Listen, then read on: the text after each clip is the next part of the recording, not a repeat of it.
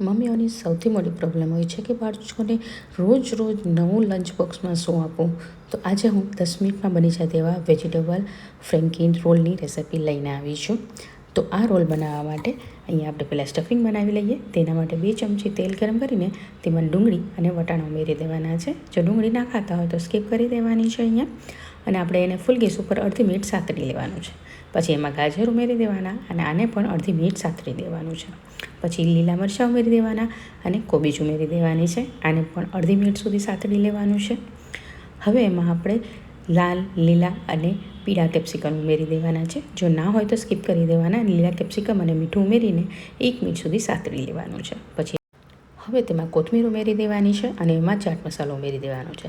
સાથે મીડિયમ કરતાં થોડાક નાના મેં 4 બટેકા બાફીને લઈ લીધા હતા, તો તેને હાથેથી આવી રીતે મેશ કરીને ઉમેરી દેવાના છે અને આને સરસ મિક્સ કરી દેવાનું છે. મિક્સ થઈ ગયા પછી આપણે એને સાઈડમાં મૂકી દેવાનું છે. આપણું સ્ટફિંગ બનીને તૈયાર થઈ ગયું છે. હવે આપણે પરોઠાના લોટમાંથી પરોઠું બનાવી લેવાનું છે. એકદમ પાતળું પરોઠું ન રાખતા, થોડુંક જાડું રાખજો. અને એક બાજુ શેકાઈ જાય એટલે ગેસ એકદમ ધીમો કરી દેવાનો અને ઉપરથી મેયોનીઝ લગાવી દેવાનું છે.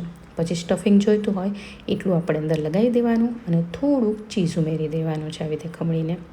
પછી એનો ટાઈટ રોલ વાળી દેવાનો છે અને એને પછી આપણે થોડુંક તેલ, ઘી કે પછી માખણ ઉમેરીને શેકી દેવાનું છે.